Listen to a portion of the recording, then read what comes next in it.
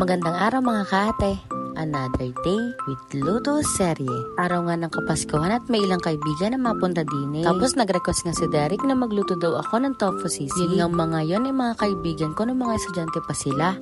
Hanggang ngayon. Ngayon nga may kanya-kanya na silang sariling buhay at tinatahak na karir. Nakakatawa ngang isipin na may kanya-kanya na silang pamumuhay. Yung tipong nakikita mo na yung mga growth nila sa isa't isa. At isa pa nga sa nakakatawa sa kanila ay hindi nila ako nalilimutan. Kahit nga may kanya-kanya na silang buhay.